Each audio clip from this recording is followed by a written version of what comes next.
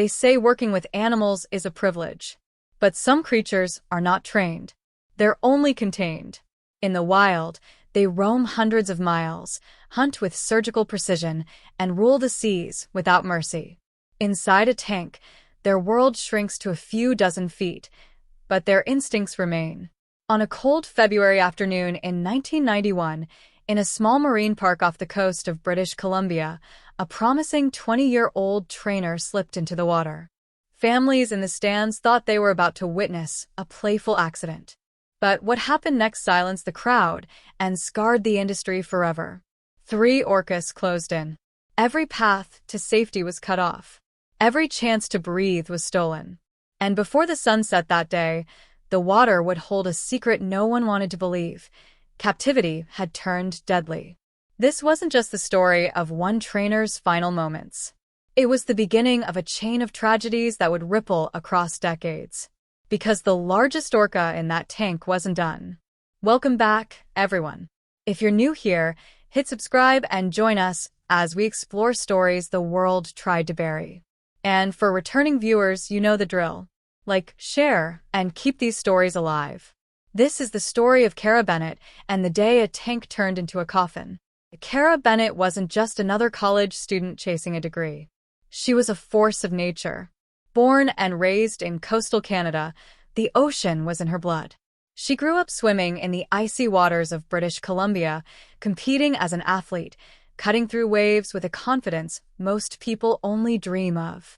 By the time she turned 20, she was already chasing 2 dreams at once, studying marine biology at university and working part-time at a small marine park called Pacific Marine Park. For Kara, the job wasn't just a paycheck, it was purpose. She believed she could build a bond with creatures most people only admired from behind glass. And people believed in her. Trainers described her as calm, collected, and fearless. Someone who could stand inches away from a predator weighing 6 tons and not flinch. But here's the thing about confidence. In the wrong setting, it can be deadly. Pacific Marine Park was no SeaWorld. There were no massive stadiums, no choreographed shows with fireworks. It was intimate, raw, and dangerously unprepared. Its biggest draw? 3 orcas who had been captured and thrown together in a cramped, frigid tank that was just 100 feet long and barely 35 feet across. They were the park's crown jewels. Titan, a 12,000-pound male whose sheer size dwarfed everything around him. Naira, a dominant female known for her unpredictable streak. Kale, younger, but equally formidable. Visitors loved the spectacle, black and white bodies launching out of the water, crashing back in thunderous splashes, soaking the crowd. To the audience, it was thrilling. But to trainers, it was something else, a gamble. Because no one ever truly tamed an orca. Even then, there were warnings. Trainers had been pulled in before, trapped, even refused exits. And Titan, the largest of them all, had whispers around his name. Not evil in a human sense, but wild, unpredictable, and capable of overpowering anyone who dared share his water. Still, Kara believed. She wasn't reckless, but she trusted in her bond. She saw intelligence in their eyes, curiosity in their behavior. And she thought if she respected them, they would respect her. But she was about to learn the ocean's oldest truth. Predators don't play by our rules. Pacific Marine Park was small, almost humble. Sitting on the Victoria waterfront, it looked more like a seaside aquarium than a corporate giant. But inside its concrete walls was a reality few outsiders ever saw. Unlike larger marine parks with towering stadiums, Pacific Marine Park was stripped down. There were no diving acrobatics or splash zone light shows. The main attraction was simple: 3 killer whales performing tricks in a pool that barely gave them room to turn. For visitors, that intimacy felt thrilling. You weren't sitting 100 feet away, you were right there, almost close enough to touch. But what guests saw as closeness, trainers saw as danger. Orcas aren't like dogs. They don't live to please. They are apex predators. In the wild, they coordinate hunts that bring down seals, sea lions, even massive whales. They are intelligent, social, and cunning. And in captivity, that intelligence turns inward. The three Orcas, Titan, Naira, and Kale, were never a natural pod. They had been captured separately, forced together in a space a fraction of what their instincts demanded. Trainers quickly learned that what looked like cooperation on stage often masked something else: dominance, tension, and unpredictability. There was a reason Pacific Marine Park banned in-water performances. Trainers always worked from platforms. They used whistles, hand signals, and food rewards. The message was clear: stay dry, stay safe. But rules have cracks. And cracks can break under pressure. Behind the smiles and clapping hands, there were stories whispered among staff. Times when Titan had blocked exits. Moments when Naira refused to let a trainer leave the edge. Kale, though younger, was no less intimidating when he decided to play his own game.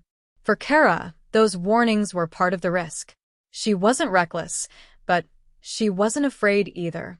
She thought her respect for the animals set her apart. She believed the bond was real. What she didn't know was that the bond was one-sided. And on a gray February day, that truth would surface. The air that afternoon carried the bite of winter. Victoria's waterfront was gray, cold enough to sting the skin, but not enough to keep families away. It was the last performance of the day at Pacific Marine Park, and the stands still held clusters of tourists bundled in coats, children leaning forward with wide eyes. Below them, the Orcas circled lazily. Titan's massive dorsal fin cut through the water like a blade, Naira and Kale flanking him in perfect rhythm. The show was over. They had earned their food, and now they swam with a deceptive calm, black and white bodies gliding beneath the surface. On the platform stood Kara Bennett. Her wetsuit clung damp to her body, her breath visible in the cold air. She moved with the practiced ease of someone at home here, tidying up equipment, scanning the pool, unaware that every second was leading her toward disaster. And then it happened. One step back, one slip, a sharp splash that cut through the chatter of the thinning crowd. Heads turned. At first, no one panicked. Trainers fell into the water from time to time. Usually the Orcas drifted away, curious but harmless, while the trainer climbed back onto the platform. But this time, the reaction was different. The water seemed to awaken. Naira surged forward, Kale close behind. Their sleek bodies closed in around Kara before she could orient herself. She struck out toward the nearest platform, her arms cutting through the icy water. But as she neared the edge, Naira intercepted, surfacing in a flash of teeth before sliding back beneath the surface. Kara turned, pushing toward the opposite side. Kale rose there, blocking her path. At first, the crowd thought it was a game. Laughter mixed with gasps, parents pointing, children clapping. But the tone shifted fast. This wasn't play, it was precision. The Orcas weren't chasing her randomly. They were corralling her from the stands, herding her like prey. The mood flipped from curiosity to dread. Trainers scrambled, rushing along the platforms, shouting commands, tossing life rings into the water. But every attempt at rescue was intercepted. A life ring bobbed just feet away from Kara, only for Naira to glide between, nudging it out of reach. And then the pool darkened. From the far side, Titan began to move.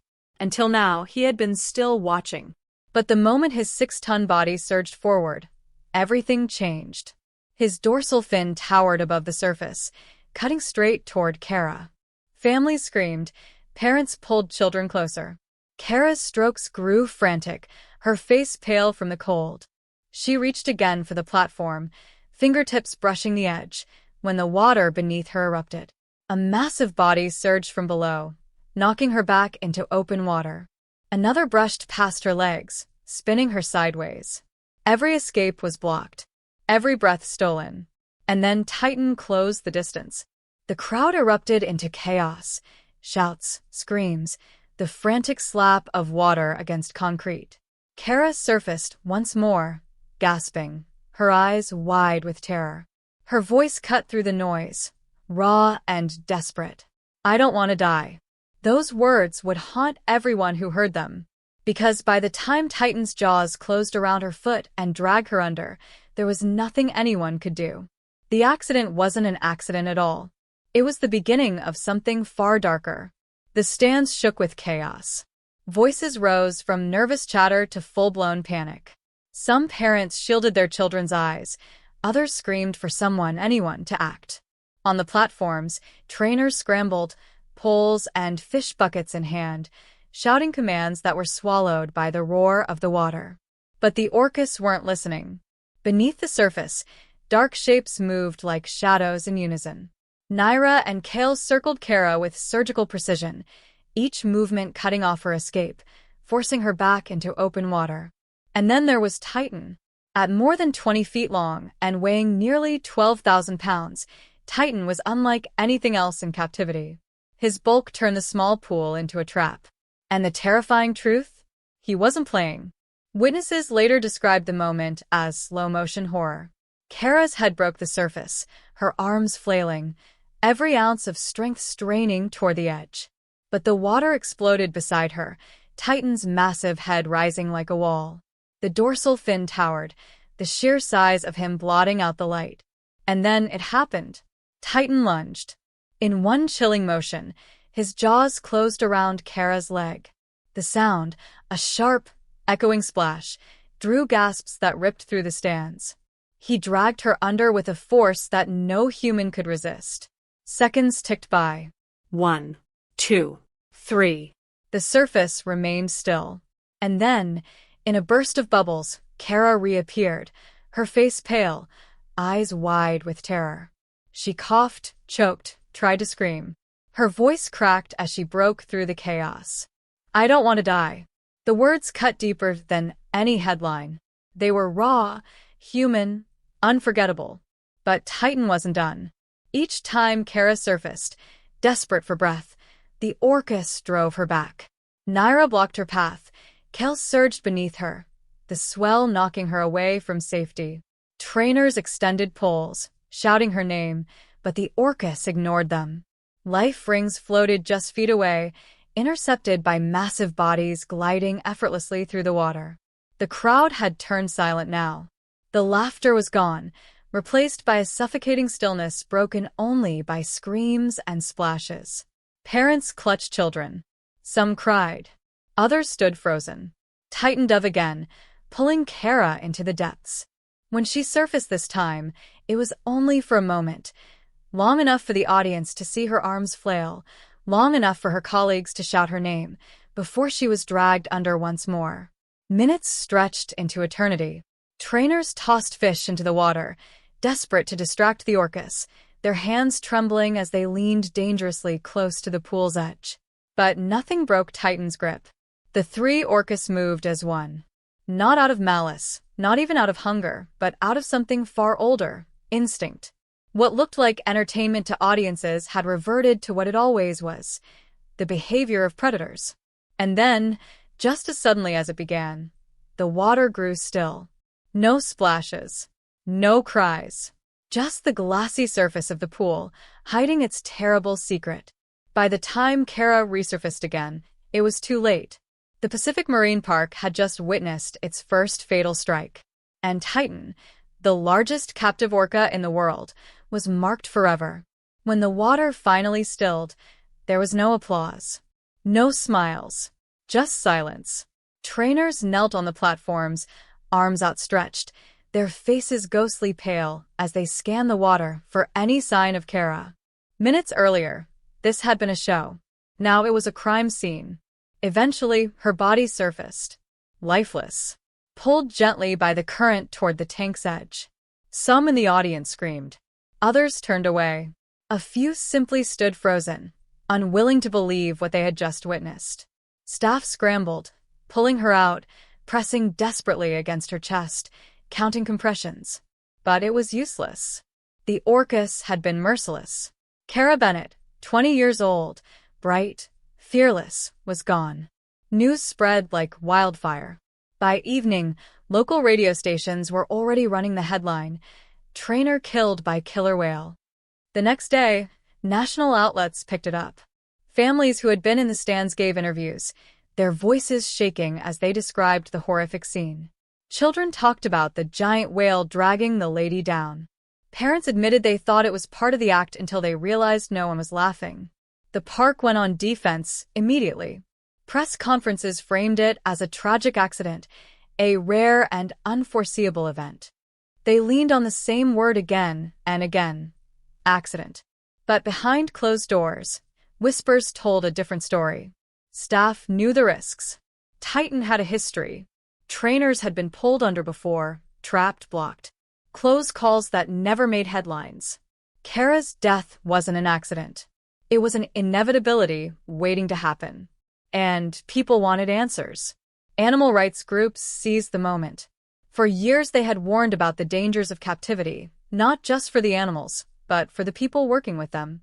Orcas weren't circus performers. They were apex predators forced into confinement. And Kara's death was proof of what happens when wild instincts collide with concrete walls. The public was split. Some argued it was reckless to work so closely with such powerful creatures. Others demanded to know why Pacific Marine Park was even allowed to keep them in such a small, outdated facility. And a growing chorus began to ask the hardest question of all: who was really to blame, Titan or the humans who put him there? For Kara's family, the grief was immeasurable. They had supported her dream, trusted the park's assurances of safety, believed she was living her passion. Now they were left with only memories and a hollow statement from park officials that felt more like damage control than compassion. Within weeks, attendance at Pacific Marine Park plummeted. Parents didn't want to risk exposing their kids to another accident. News crews camped outside the gates. Protesters carried signs. Trainers quit. Investors pulled out. And eventually, the cracks widened beyond repair. In the months that followed, Pacific Marine Park shut its doors. The Orcas, Titan, Naira, and Kale were sold off to larger facilities, their lives uprooted once again. For the public, the tragedy faded into history. Another headline, another statistic. But for those who were there, who heard Kara's final words, the memory never left. And Titan's story was far from over. When Pacific Marine Park finally closed, many hoped it would end the nightmare. No more cramped tanks. No more shattered lives. But for Titan, Naira, and Kale, the closing wasn't freedom. It was just relocation. Titan, the giant whose name was now tied to tragedy, was sold. His new home, a bigger stage, a bigger audience, and far bigger risks. After a short stint at Sealand of the Pacific in Victoria, Titan was eventually transferred to a facility that was already infamous, SeaWorld Orlando. To the public, the move was spun as a second chance. A new start for Titan. SeaWorld had money, resources, and a reputation for world-class shows. To the average tourist, the sight of him leaping 20 feet out of the water against a backdrop of fireworks was awe-inspiring. But beneath the lights, Titan was unraveling. SeaWorld paired him with other orcas, many of whom he clashed with violently. Trainers whispered about his aggression, about scars from fights that couldn't be hidden. He was larger, stronger, and harder to control than any whale they had worked with before. Yet day after day, he was asked to perform, to carry people on his back, to dance to music, to play gentle giant for sold-out crowds. But Titan wasn't gentle. He was simmering. And the warning signs didn't stop after Kara's death. In fact, they multiplied. Trainers were dragged underwater, Tossed. blocked from climbing out of pools. Some escaped with bruises and terror, others with careers cut short. And yet, SeaWorld's narrative was always the same. Isolated incident, trainer error, playful behavior. Behind the curtain, staff knew better. Titan wasn't just unpredictable. He was dangerous. But the public didn't see that side. They saw commercials, smiling trainers, children's laughter, whales leaping in slow motion against blue skies. SeaWorld's empire grew, built partly on Titan's back. And the company wasn't about to let one orca's dark history get in the way of profits. Still, the past couldn't be erased. Among trainers, Titan's name carried a weight no one spoke aloud. He wasn't just another whale. He was the one who had already taken a life. The one with a record. And as the years passed, the tension only grew. Titan wasn't calming with age, he was escalating. More close calls. More warnings ignored. Until one day, nearly 2 decades after Kara's death, the cycle would repeat. Only this time, it wouldn't just make headlines. It would spark an international firestorm that would change everything we thought we knew about Orcas in captivity. Because Titan wasn't finished. Not yet. By 2010, Titan had become a star attraction at SeaWorld Orlando.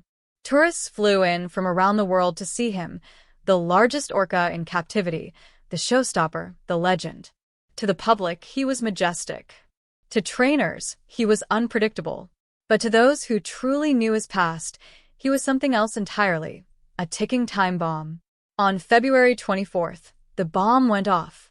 That afternoon, veteran trainer Dana Brooks, a woman with years of experience, adored by colleagues, and known for her calm presence, prepared for another Dine with Shamu show. Guests enjoyed their meals just feet away from the tank, the illusion of harmony between human and killer whale playing out like theater. But harmony was a lie. During the session, Dana stood at the water's edge, interacting with Titan. To the crowd, it looked routine, another moment of connection between human and animal. But in a flash, everything changed. Titan lunged, seizing Dana by her arm and dragging her into the pool. The impact was violent, shocking the audience into screams. Unlike the carefully choreographed leaps of the show, this was raw, chaotic, primal. Titan thrashed, pulling her under, then hurling her through the water with brutal force. Trainers rushed to intervene, but the sheer size and strength of Titan made rescue impossible. Guests were ushered out, some in tears, others frozen in horror. For 45 agonizing minutes, Titan kept Dana in his grip, ignoring every command, every desperate attempt to lure him away. By the time it was over, she was gone. The headlines exploded worldwide. Trainer killed at SeaWorld. But unlike Kara's death 2 decades earlier, this wasn't a quiet local tragedy.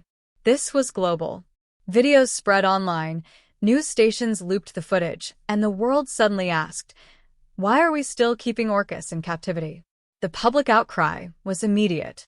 Animal rights groups pointed to Titan's long, violent history, from Kara Bennett at Pacific Marine Park to every close call swept under the rug. SeaWorld, they argued, had ignored the warnings, silenced whistleblowers, and gambled with human lives for profit. The company scrambled into damage control. They blamed trainer error. They insisted safety protocols had been followed. They tried, once again, to frame it as an accident. But this time, the world wasn't buying it. Documentaries, exposés, and survivor accounts poured into the spotlight. Former trainers spoke out about the fear they felt around Titan, the pressure to perform, the culture of silence. And then came the knockout blow, the documentary Blackfish, which used Titan's story as its centerpiece. Millions watched, horrified, as the curtain was pulled back on the truth behind the family fun image SeaWorld had sold for decades. The impact was seismic. Attendance plummeted. Partnerships collapsed. Celebrities and politicians called for change. Laws were proposed. For the first time, the captivity industry was on trial in the court of public opinion. And at the center of it all was Titan, the orca who had lived his entire life behind concrete walls, whose story was written in tragedy. To some, he was a monster. To others, he was a victim. But one truth cut through it all. Humans had created this nightmare. Titan remained at SeaWorld until his death years later. He never swam in the open ocean again. Never returned to the family he was stolen from. He died the way he had lived, in captivity. But his legacy lived on. Because of Titan, millions of people began to question the morality of marine parks. Laws were passed banning the breeding and capture of orcas in places like California and Canada. Public opinion shifted permanently. The curtain had been pulled back, and there was no going back to the fantasy. Titan's story was never just about one orca. It was about us, about how far we're willing to go for entertainment, and the price that's paid when we force the wild into captivity. And for every person who heard Kara's final words, "I don't want to die," or saw Dana drag into the depths, the message was chillingly clear. When we put nature in a tank, we aren't in control. Not really. Titan's story isn't just about an orca, It's about us, about the choices we make, and the consequences we can't ignore. If you want to hear more stories that reveal the truth behind the headlines, make sure to hit that subscribe button. Because the next story might change the way you see the world.